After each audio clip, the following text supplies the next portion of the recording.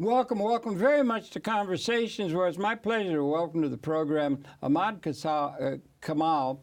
He's a longtime member of the contingent at the UN for the state of Pakistan, and he's a special fellow, which is special designation for people who have been particularly active at the UN. And Kamal, it's so well to welcome you to Conversations. My pleasure to be with you, as always. As always, we've been together on so many programs in the past, and it's a pleasure to welcome to you here now. And I wonder if you could, because I'm not sure we ever have in the past, we've always been talking on a particular issue or something, all of which is very interesting, but could you share your own background, born and raised, that kind of thing, and we could wade in. And then you've got a very interesting career and one that continues, and we want to talk about that in this program and one that will continue following this one. Well, I was born in India and came over to Pakistan in 1947 as a refugee when Pakistan was created. Yeah. And then was in Pakistan to complete my high school and my bachelor's degree in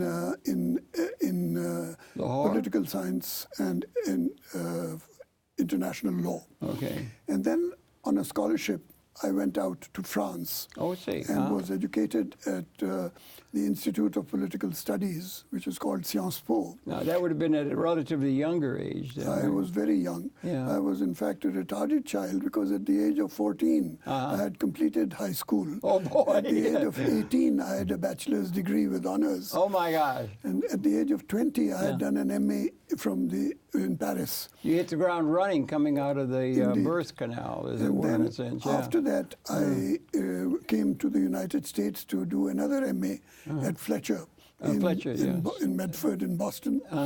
And then after that, I went to the London School of Economics to work on a doctorate in economic diplomacy, global economic diplomacy. Right. That was my education. Well, that was certainly well preparing you for the life ahead. Yes, and that was, after that, I spent about 40 years in the diplomatic service of Pakistan with postings in India, in Belgium, in France, in the Soviet Union, in Saudi Arabia, in South Korea, and then at the United Nations, both in Geneva and in New York. Boy. And but the greater part of the experience was in multilateral diplomacy and in the United Nations system. Yes. And so when I retired in 1999, after 40 years of service, I was then picked up by the United Nations and appointed immediately as a senior fellow. As I understand, that's rather unique, senior fellow. Yes, I was the only one.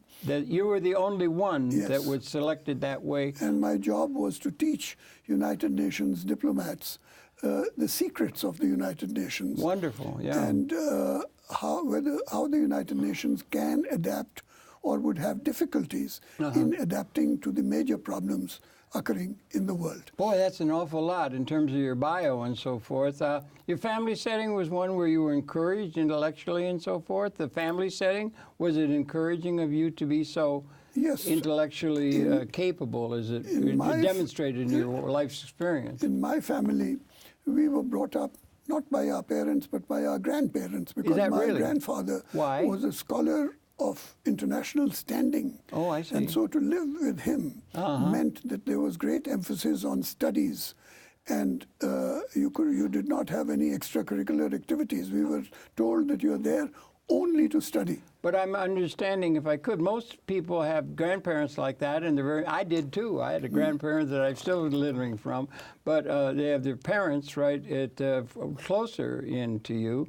You had particular interest from your grandparent? You were with your grandparents for some reason, not with your family, father and mother? For studies. No. There was no reason except that the atmosphere in my grandfather's house was much more scholarly and studies-oriented.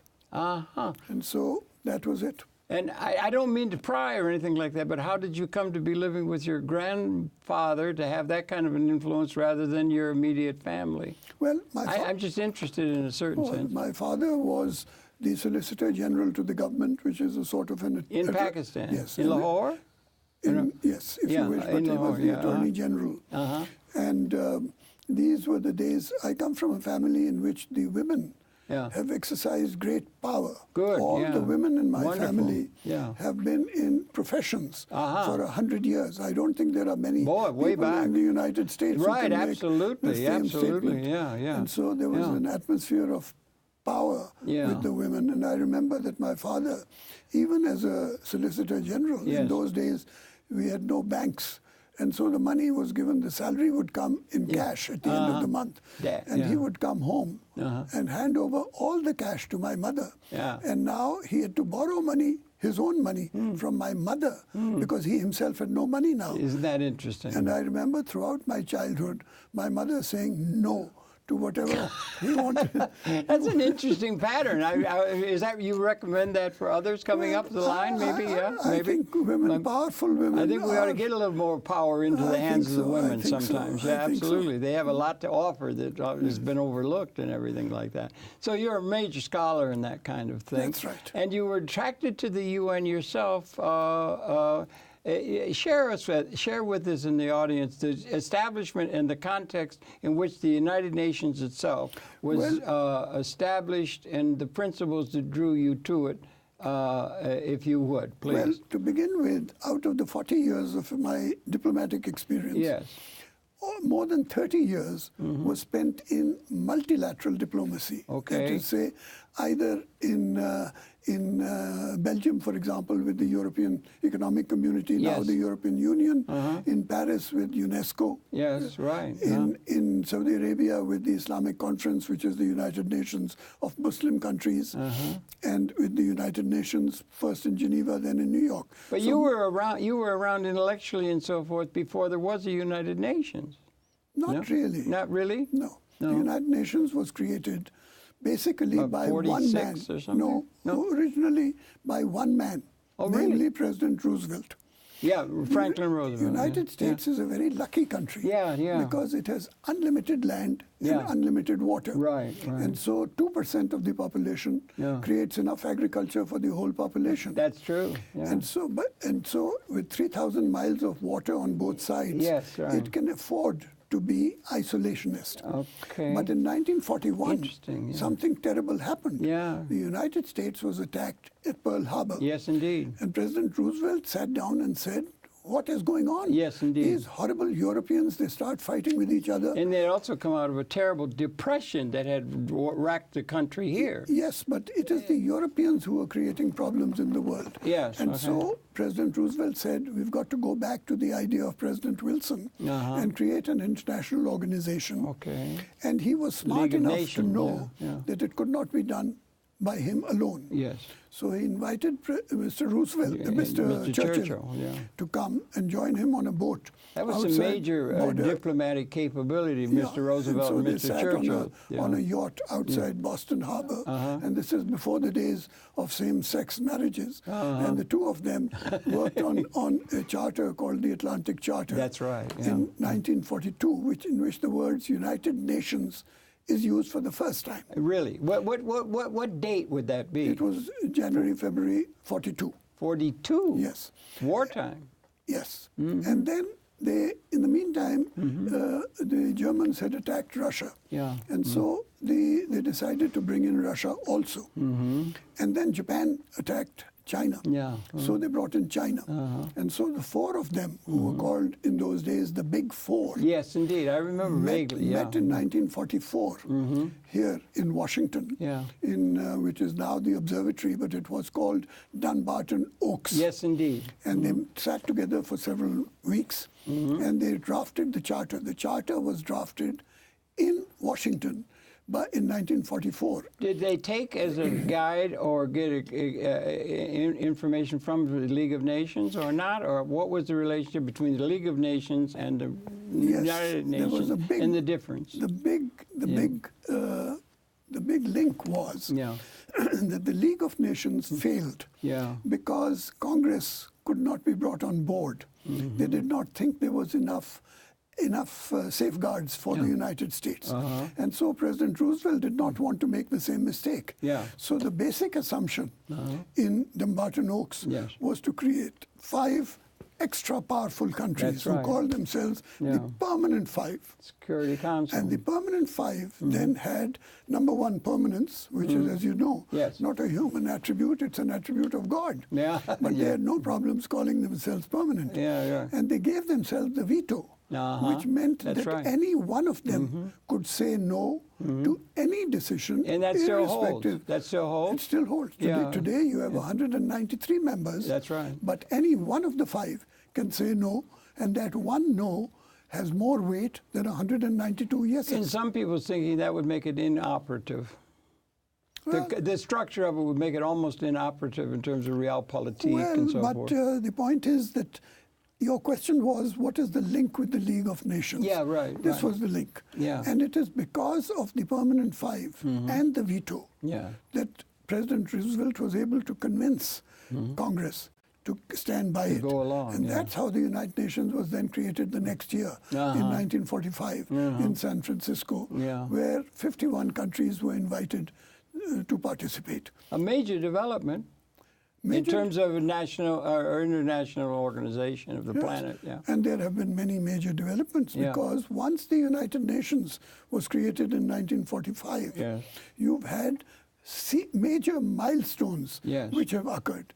The first of those milestones was that you created the Permanent Five. Yeah. It's a milestone. With the veto. With the veto. And this was questioned by some of the closest allies of the United States, namely Canada, Mexico, Australia, etc. They said, what is this permanent membership and veto?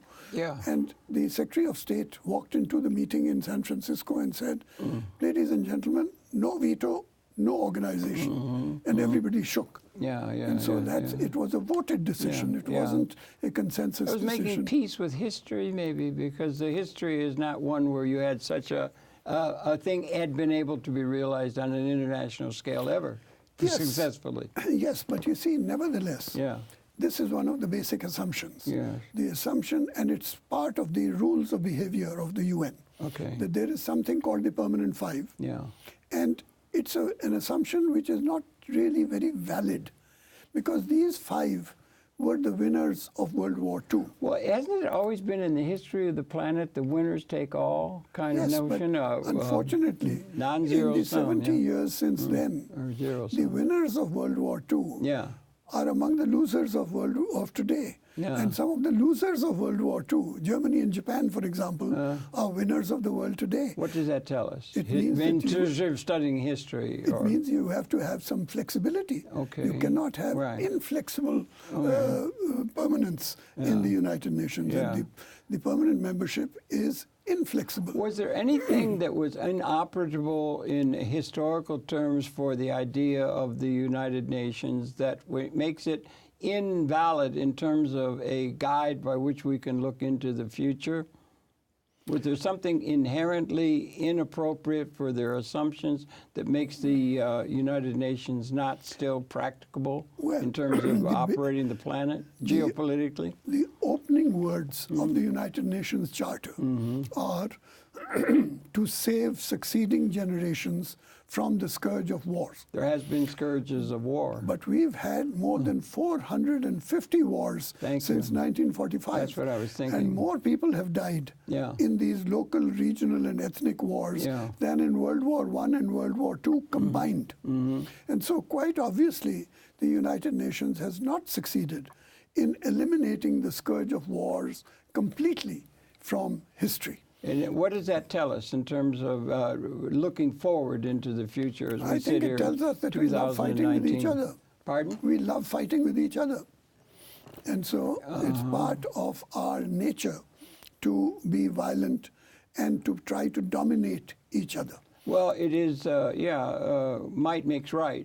In terms of the geopolitical thinking, is all of the idealism is nice for Sunday afternoon in the shade of a tree or something, but in reality terms, whoever's got the biggest club or the weapons capability can influence and dominate others, and that's been the history of the political organization of the planet throughout 200,000 years of our existence. Yes, so what's changing, if anything, that makes it possible now in these times when it never has been possible out of all of history? Well, we were discussing some of the basic assumptions of the United Nations as it was established, and they are all faulty. The first was permanent membership, which is no longer the same people today as they were in 1945. Right. The second is elimination of wars and conflicts, and we have certainly not succeeded. They're still raging. Yes. The third is that we brought in the concept of human rights and the right of self-determination. You see, in 1945, there were only 51 countries. Right. The rest of us, we were living in the wombs of our colonial masters. Right. Yeah. Today, the 51 have become 193. 93. So the population of the United Nations has been multiplied by 4.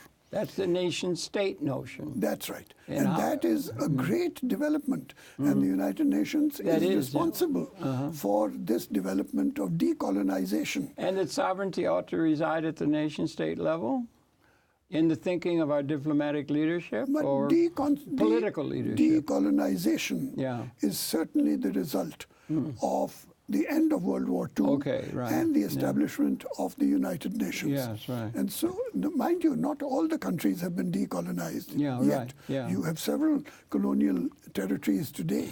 You have the Malvinas Islands, you have the Western Sahara, you have occupied territories in Cyprus, you have occupied territories in Kashmir, you have occupied territories in many places. Right. So not everybody has reached the right of self-determination yet. All right, and also in the terms of what is called realpolitik, rather than in some idealism about how we can all live together, in terms of realpolitik, that has been the basis by which the nations have related one to the other throughout almost all of history, is still a matter of whoever's got the biggest gun can conquer. Yes. The right to conquer is still recognized and is still practiced, and political power is still measured by military capability to intimidate and overcome others around the world that will want to establish their own sovereignty. Yes, but when we established the United Nations, the idea was to replace this right to conquer by rules of behavior and justice and equity. But that had been the principle out of which our historical pattern evolved on the planet. It had been the realpolitik notion of might makes right. Yes, was accepted by political leadership. But don't forget that the idea of the nation state, on which we are basing all our thinking today, all right, fair enough, is not more than 400 years old. It is only from the Treaty of Westphalia. Oh, wow. Okay, Westphalia. Two countries, France and Austria, went to the Holy Roman Empire and said, Mr. Holy Roman Empire, thank you very much. Sorry, wrong number. We don't like you. We want to be independent states. So they're right in asserting the French as some sort of a leading element in terms of leading the world. They were the first nation states. And then it spread. But it was challenged. It was challenged first by Napoleon, who said, I don't like nation states. I want the whole world in my pocket. Then you had Adolf. And then they destroyed him in Waterloo. But then there were more nation states, but then it was challenged again. This Mussolini time and Adolf. by Hitler, who said, I want the whole world also. But like Napoleon, Mr. Hitler did not know how cold is the snow in Moscow. It's terrible. It is terrible, much less out in Siberia. So it's hopeless. He went into Russia and he froze. And that's how he had to march back. It was horrible. We came to the end of the challenge to the nation state. But in the past, we had empires and peoples. Now, for 400 years, we've had the nation state. And the real question is, in future, will we have the nation state, or will we go back to peoples and nations? We can't get forward to a united world. I don't know. I don't know. What do you think? It is really like we have Indiana and Ohio, but they're part of a larger political organization. We have the United States and France, but they're part of a larger organizational assumption about everybody uniting in one. They could call it the United Nations. Yes, but you see, is that too idealistic, or well, is there a reality to that? If you drive in the United States from one state to another, yeah. you don't know that you've shifted to another state if That's there was right. if there was no sign saying you are now entering Pennsylvania or New Jersey. I sometimes thought you could see are. some difference when you go down to Dixie. I've driven through Dixie a couple of times, and I had a little time with some roadside signs and things like that, or other things, but that is like racism and so forth. Because you don't understand the what I'm saying. southern states of Mexico, the southern states of California, Arizona, New Mexico, Florida, etc., were conquered from Mexico in the middle of the 19th century. Yeah, right. And so, I know, and when they were conquered... But that's the history of the world, has been power. Yes, and power reigns in terms of, it still reigns in terms of the way the world is organized now today. Whoever's got the power can intimidate others if they want, or they can just lead them. And so forth. But might still makes right in terms of political organization according to the thinking of our leaders, or not? But I'm told that there was a debate in the United States in the mid-19th century in which they said we'll take over these territories in northern Mexico, but we want them because there are not too many Mexicans living in these territories. We want the territories, but not the Mexicans. So that is the history of these states. But the United Nations is the hope of many people. It's the hope of the world, and yet there's reason to be very not so sanguine about the future efficacy of the thinking that's behind it, and the idealism, if that's the right term, that might be appropriate to what's dawning technologically and otherwise among the peoples of the world. Exactly. That is the fourth assumption, because we've discussed three of them already. Yes, permanent membership, and wars, and self-determination and human rights. There was also the concept of economic development. And they said that we've got to set up a more equitable distribution of money in the world. I think that's probably something that is going to have to emerge, but it hasn't yet. It hasn't at all. It hasn't yet. It hasn't even found an we have a Keynes, or the kind of economic theorizing doesn't seem to stand with that. There's a terrible gap. Karl Marx is out of touch with the reality. I don't know. There's a terrible gap in the world. And all the efforts in the United Nations for what is called poverty alleviation have not really succeeded. There was a figure which was mentioned some time ago that 25 individuals in the world own more money than 50 independent sovereign states, members of the United Nations. In all due respect, that's the way it seems to me history has always been. We had Caesar. We had leaders. We had the people that were the leaders, and most of the people were wallowing around in the mud of general poverty, which was all that was going to be available to us because we hadn't technologically developed a capability of providing life support, agriculture or other life support for the masses of the people. It wasn't assumed possible, so you always had people at the top ruling the society, and it still holds. But the question is not whether you are just going to recognize the reality, or whether you're going to try to attempt to make a better world. Or is the better world being made around us because of our technological extension of capability, which is unique to humanity, to make the environment other than in an Ede-like sense, is the way most of the creatures encounter the environment? Not in terms of poverty alleviation. There's a country in the world today where the per capita income for a whole year is just $82 per capita per annum. And you have another country where the per capita per annum is $82,000. So the difference is 1,000 to 1. And I put it to you that is neither just nor equitable. No, but is it inevitable? Let's say, is it an inevitable way that's the way it's always been? You had Caesar, and you had Sphinx.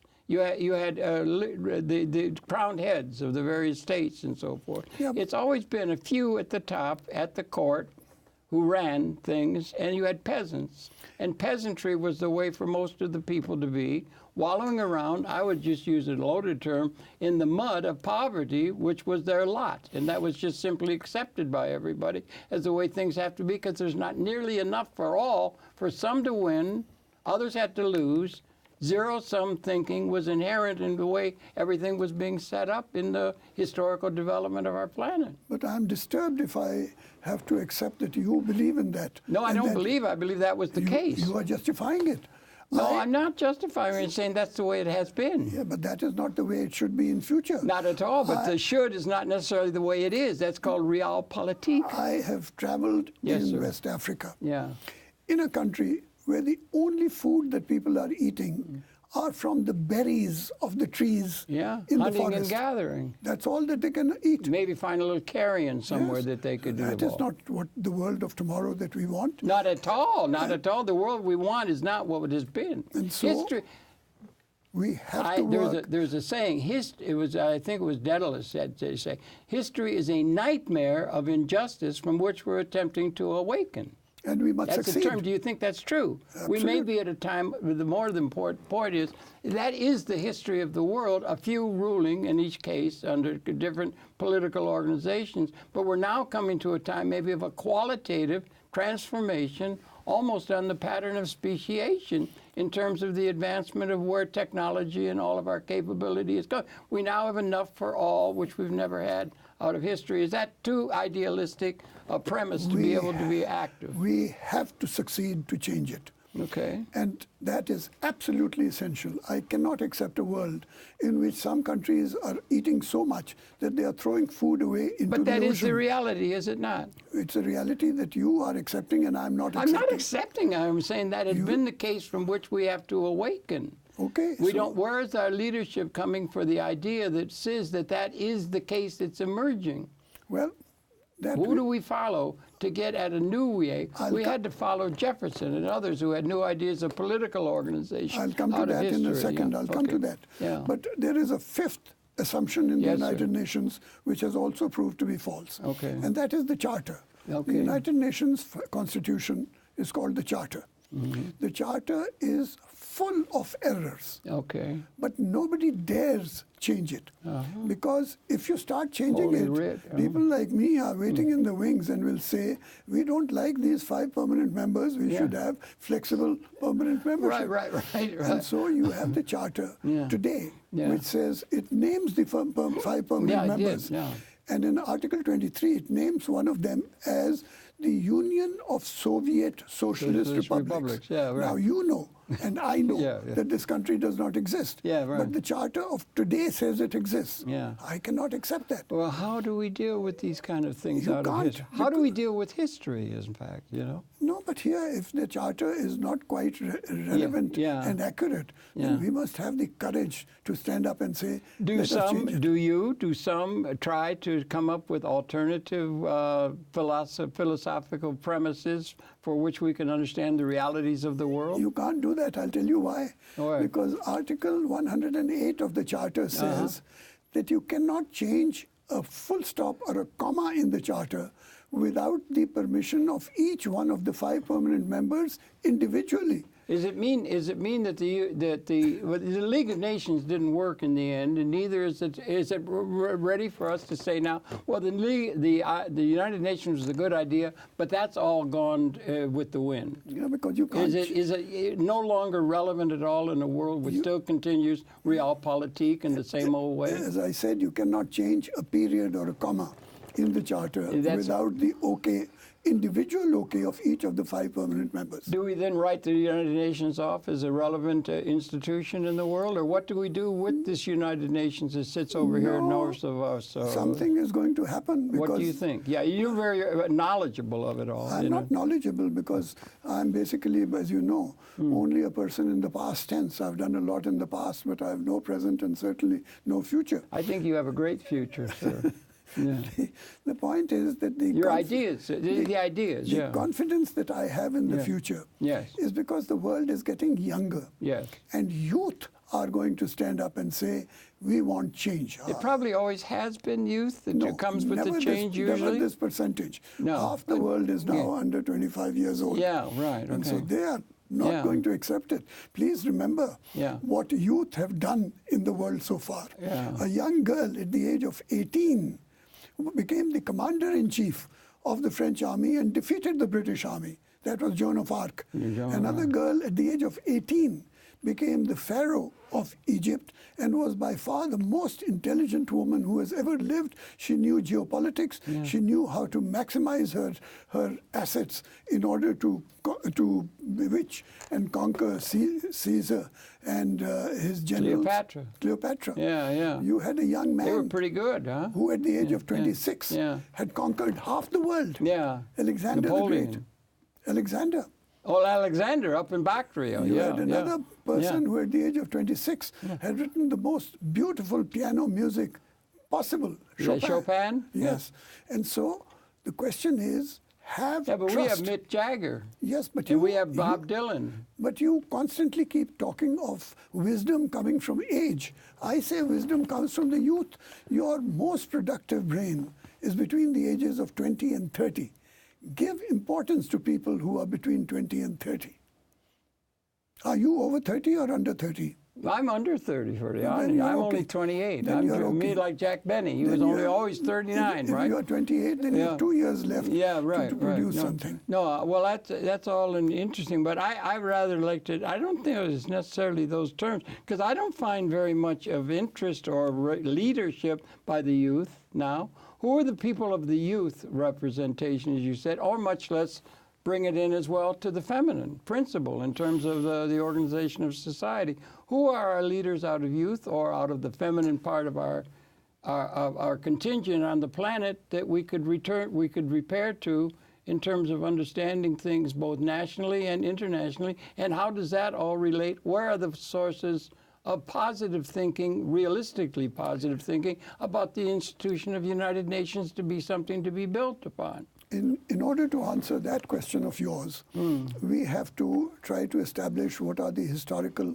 milestones in the history of the United Nations. Okay. The first of these was that there was a tremendous balance in the United Nations between 1946 and 1990 because of the Cold War. Yeah, right. You had two powers, and that meant that they kept the thing in balance, and it gave permission to a third group to arise called the Non-Aligned Movement, which was a huge organization in the middle, and therefore that is what created balance in decision-making between 46 and 1990. And you were involved at the heart of that all the time at the United Nations, and so you have a special understanding of that question in relation to what actually has developed and might develop at the United Nations. Yes, but then what happened was that in 1990, the Soviet Union just disappeared.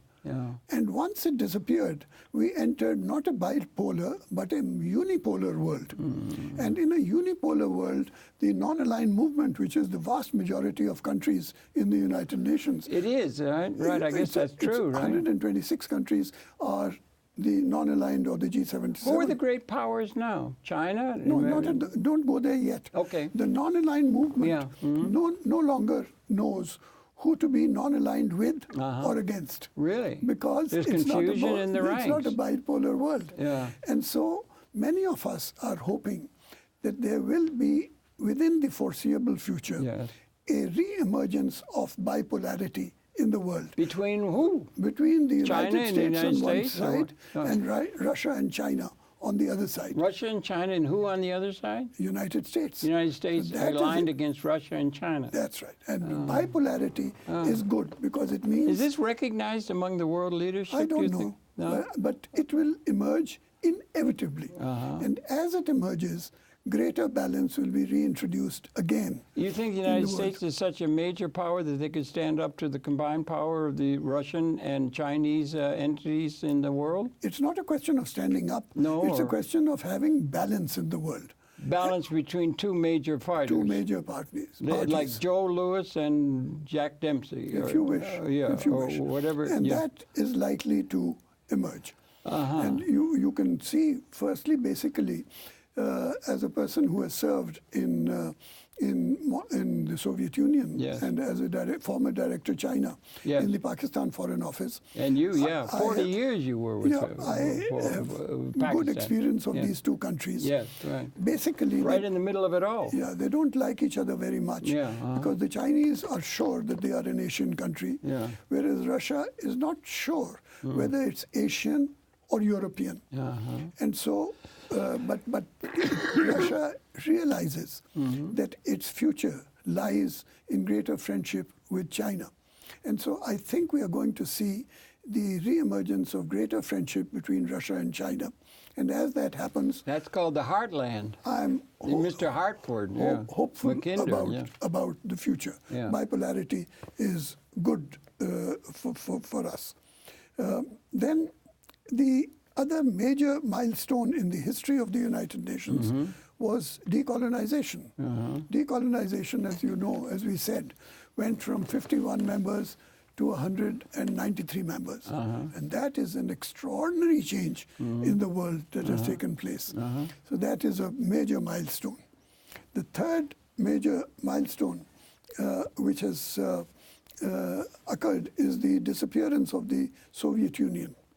This is a major event in the history, and it has some hope for us because it may reinsert bipolarity in the world of tomorrow. The bipolar, you see, is a combination of Russia, China, vis-a-vis the United States. Is that what you're saying? Yes. That polarity might develop in a way that could be beneficial to the overall planet. It will be beneficial to the overall majority, which is outside these two partners. Yeah. The vast majority of countries, 130 approximately, are neither part of one nor part of the other. So they will play a role.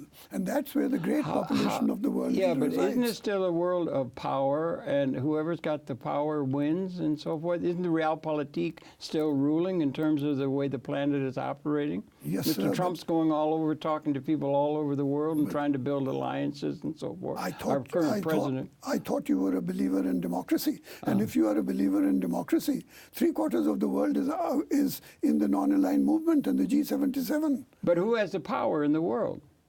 Numbers. Who have the numbers? 3/4 you of think the the numbers have it over who's got the weapons? Who's got the weapon? It's always been who's ever got the club hits the other on the head. That's the history of humanity. I think numbers are going to become more and more important. Well, okay, that's interesting in itself. Is that something that vitiates? No, that informs and is important to the United Nations as an entity or as a movement in the world that should be encouraged by one and all? And absolutely. So that is the essence of democracy. And democracy is a principle on which we have spent 2,000 plus years trying to develop. Thank you very much. That's true. That would include everybody in a certain sense. And so you can't ignore numbers and say, I've got the gun, therefore you just have to obey. But that's been the history of the world. Realpolitik has been the way the world has evolved. In the past. Yeah, but we're still in the past. Yeah, but you have to Are we in the future. past, or have we found our way through to the future yet? I think you will find your way into the future. We will, but we have not yet.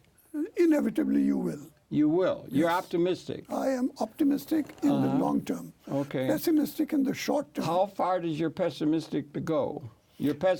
go when you've got tridents and so forth that apparently, on the thinking of many, many people and projections of the capability on the destructive side, that the weapon systems have become, I'm not sure, but they've become, if they were to be unleashed in a spasm of hatred that's been the history of the world, are species lethal? Do you think that's true, or is there any reckoning of how powerful are the weapons of destruction in terms of destroying or being able to destroy the entire Homo sapiens species? Are we still short of that, or do we have the capability now to like in species terms, to eliminate the Homo sapiens species from the planet? If they were unleashed. You can try, but you will not succeed. I'll tell you why. No, I wouldn't try. I'm saying, is it exist? We couldn't have done it in 1900. We were impotent. I know the danger exists more today than it did yesterday. How dangerous is that in terms of species terms? Well, in terms of, firstly, of nuclear weapons. Nuclear, yes. Secondly, in terms of the fact that you are ignoring major things like climate change, which is going to raise the level of the sea. Half of the world resides in coastal areas in the world. That's a major problem. Yeah. Half of the world. That's right. And as the sea rises, these coastal cities will slowly disappear, and that includes where we are sitting today. It's a very, very real danger, watch out. Yeah, right. Watch out. We will all have to learn how to swim. Yeah. And so please watch out. And so you will have to change. And that is important. Now, we were discussing the other milestones. The other milestone is that there is a slowdown in the performance of the United Nations because of the contradictions in the structure of the United Nations. We've discussed them, the contradictions. Yeah. And so the actual output of the United Nations is relatively poor. I'm constantly asked by people in the street, Ambassador Kamal, what does the United Nations actually do? Yeah, right. And I can't answer that question. Yeah, right. I really don't know. What do we really do except sit and talk and not succeed in doing things?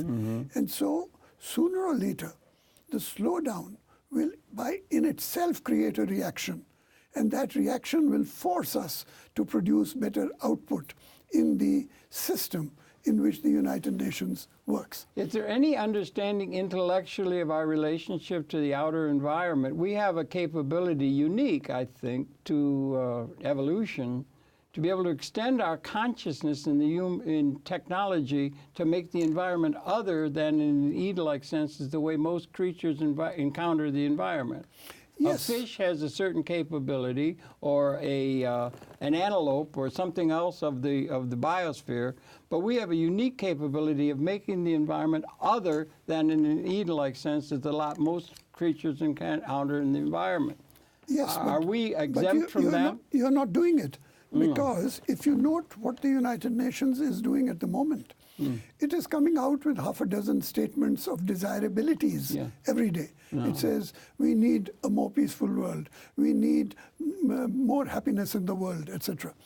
Desirability is not what one looks forward to. What about economic theorizing? Do we still theory. Depend upon Keynes and the traditional economic theorizing? It's all based on zero-sum thinking. For one to win, somebody else has to lose. That's still all accepted in our political leadership around the world, including the members of the United Nations. But it is not desirabilities that are important. It is actual output that is important. Okay. And actual output, as I told you, is that there's one country with $82 per capita per annum and another one with $82,000 per capita. Can the $82,000 be extended? Can we make it so that we can overcome the fact that some people are living in squalor or in poverty while some people live very, very well? It still is we're following the leadership of our few people. A few people own practically all of the capital assets where the development is going, and all the money goes to them at a very small group at the top, and that's the way it's always been, and that's the way it is now. And we don't have any way of forming capital in a way that involves all of humanity in a way in which they could become a have rather than a have-not, which is their lot now that they have to accept.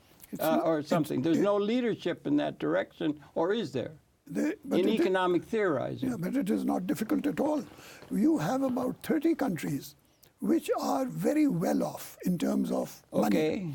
If each one of these 30 adopted, in the United States, you adopt dogs and cats, you adopt even roads, you adopted everything in this country. Why can't you, each of these rich countries, adopt a poor country? Why haven't they? And say, I'm going to make a success of this poor country.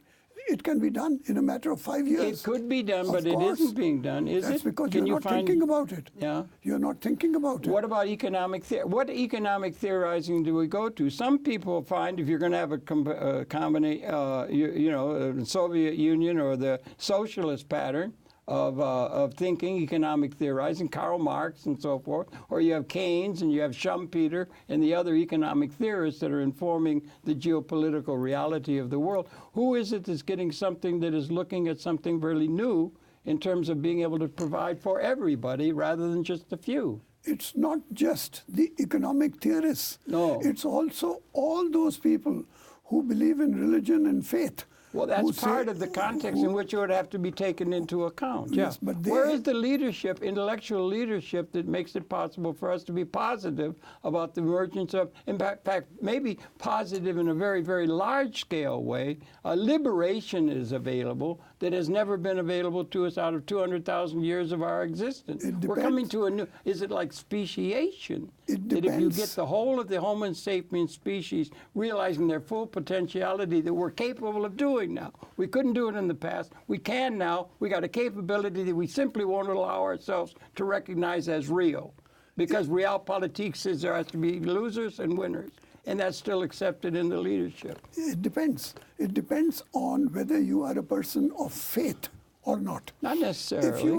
If you believe in faith, and faith is, after all, responsible for many of us or all of us over 5,000 years of history. Yeah. And faith is a search for justice and equity. Yeah. And so you can say, I will only believe in laws. And you're saying economic law says that he who has the money will continue to enjoy the money. But faith says you are responsible for the welfare of fellow man also. If you are a person of faith, then you will devote yourself to greater equity and justice, and not just to the development of laws. The Nazis of the Second World War time had faith in a certain kind of larger principle that meant that they had to go and assassinate great numbers of people of the Jewish faith, for instance. No, but that was not, that's a prejudice. That was not faith. That was criminality. But it was they believed in what they were thinking. No, but you can believe in criminality, perhaps. But I'm talking of faith as defined in religion and faith, whether it is in Zoroastrianism or in Judaism or in Christianity or in Islam or in Hinduism or Taoism.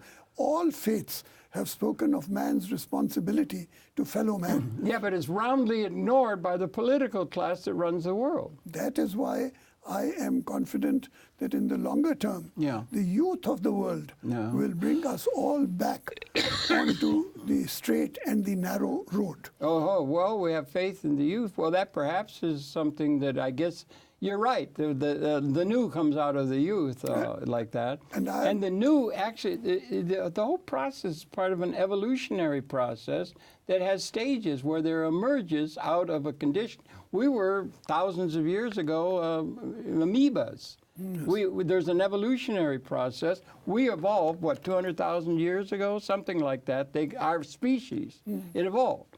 We became something other than what had been historically. We're now at a situation where we have a challenge to become something other than what we've been for 200,000 years, and it can't ever be voiced because we're all caught up reifying the outdated institutions to come out of history. Where is the leadership with a forward-looking pattern in terms of justice as well as capability to provide for everybody to become a have, for instance, or transcend scarcity as an ontologic reality? I have faith in you because you told me that you are only 28 years old. I'm 25. So I'm only 25, everybody. So you have time before you reach 30. But it is the youth who are going to create the change in the world of tomorrow. And I am sure that they will not allow the old fogies like me to continue to create a world which is questionable in its output. Where do you see it emerging? You see it in rock and roll? Do you see it in the arts? Where are they emerging? The youth. The youth are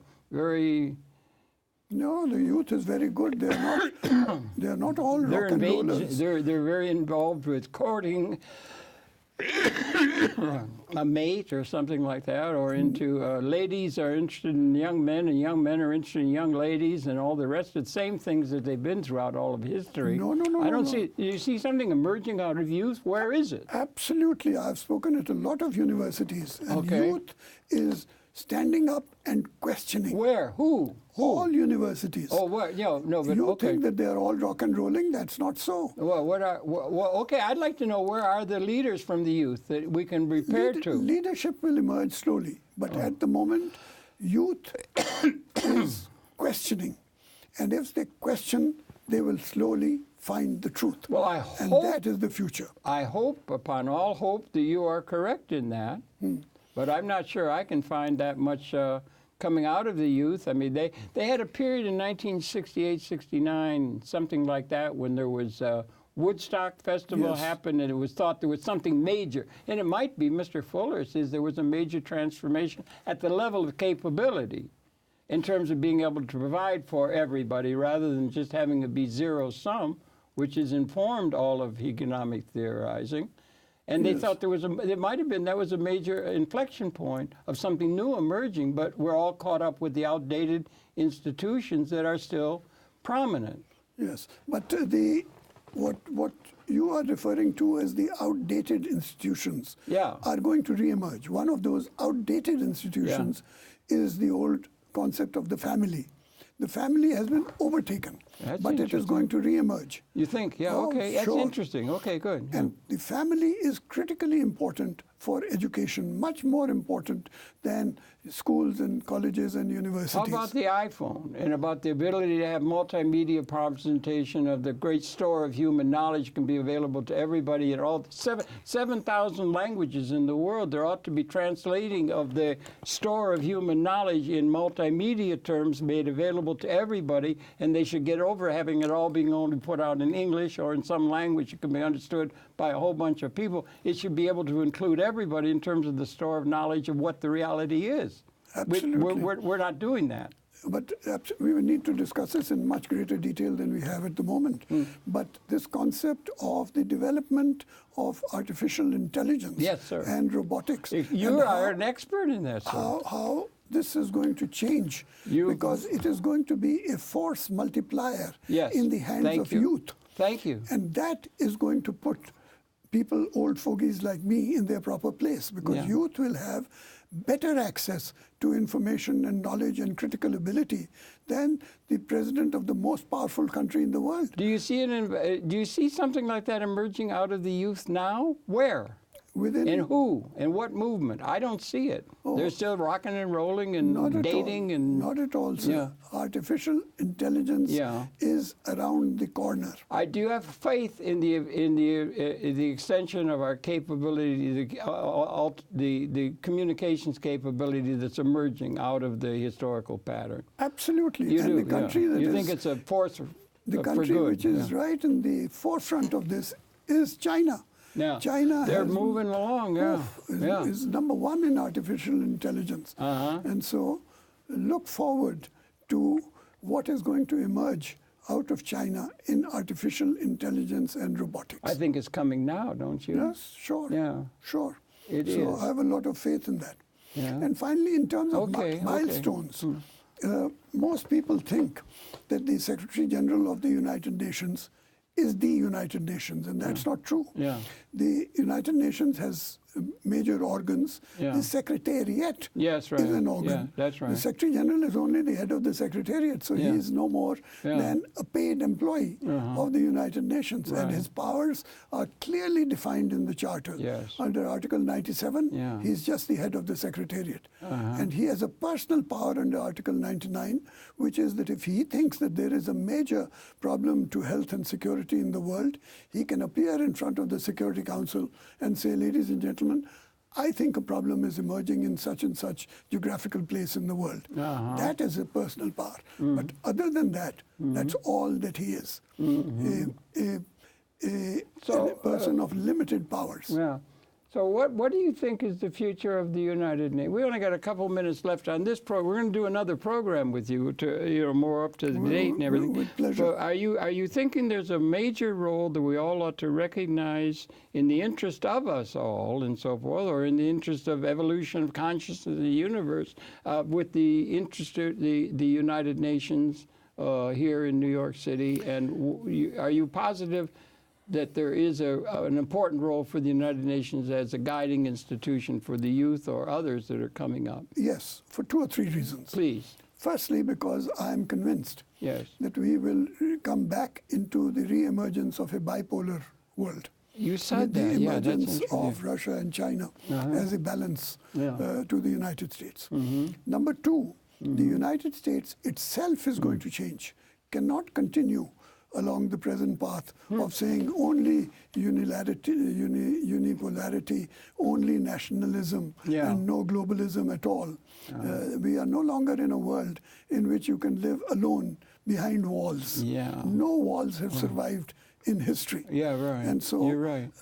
Ultimately, this country, which is a great country and a very decent country, this country will realize that decency requires living in the world of tomorrow, not in a world isolated from the rest of the world. Those are really good words that I would really like to think is really real. I had a little hard time finding it in terms of the everyday reading of what's going on in the world. Oh, have confidence. I assure you that it will occur inevitably. The world of tomorrow will be a globalized world and not a unipolar nationalist world. No, we're going to get over realpolitik. We're going to get over zero-sum thinking. For one to win, somebody else has to lose. Are we going to have to get to a world where everybody matters in a sense like an organism? We've got 100 trillion cells in a human organism. Every cell matters. It makes a system. Can we get such a system for the population of the world participating in a way where everybody's connected in a way that is in that order so that we could get a new way of being in universe? That's like coming on to being able to be transcended of 200,000 years of human existence. No, but that is the third reason why you can afford to be confident in the future. Because at the moment we are living through such a bad stage in the world that there is a major global problems are going to arise, whether they come from from climate change or whatever. And the global problems will then automatically create a situation where we will have to think anew of how to I think create we have a better to start world. thinking that way, or maybe some of the youth has to start thinking that way, rather than being so sequestered within the little nationalistic kind of ways of thinking and narrow ways of thinking that have been characteristic of generations up until now. So it's an amazing time to be alive and participant, is it not? I'm delighted that you have come round to that point of view, because since you are younger than me, you're going to see the change. I'm not younger than you. You said you're 28. I'm not. 27, not 28. What do I look 27? I don't look 27. So you will see the change. Oh, yeah. And that is why you can be confident that it will occur within the foreseeable future. Well, I sure would like to. Practically everything I do is in that vein, thinking that way. But it's really exciting, interesting for you to help share, because you are on the scene. You understand that institution better than practically anybody else, and you have a great interest in it. And we're going to. It's very good. I thank you very much for coming in and sharing this moment with us, or this program. And we're going to be doing another program. We're going to follow up on all of this. But that's it for now, and it's your pleasure to have the perceptions of Ahmad Kamal, a major citizen of Spaceship Earth, as Mr. Fuller used to say, in a very responsible way, in understanding from a position of knowing very well a major institution that ought to be supported and hiked up into a new sense of recognition by the cities, the citizens of the world, that being the United Nations. And thank you for all your work in helping that institution and helping us understand it better. We'll be coming back with another program after this. Thank you. Thank you for inviting me and giving me the honor of this invitation. It's my pleasure to invite you to the program. It's your pleasure to have had his perceptions. A major citizen of Spaceship Earth, as Mr. Fuller used to talk about this planet, which I guess we are. We're a Spaceship Earth, and he's a major figure who's been operative in the international realm of the United Nations, but also in thinking about the broader issues that confront humanity. Thank you very much for that. Please stay tuned. We'll be coming back, well, it looks like tomorrow from today's program. But that's it for this particular program. So thank you very, very much indeed. Thank you. Really nice talking with you. And we ask you to tune in again tomorrow, if you can, after following this program. And it's Ahmad Kamal. You can do very, very well to be in touch with this young man. He's only 30 years old instead of 27. Okay, we'll be coming back soon. Thank you very much. So we just got it in under the wire, and okie doke.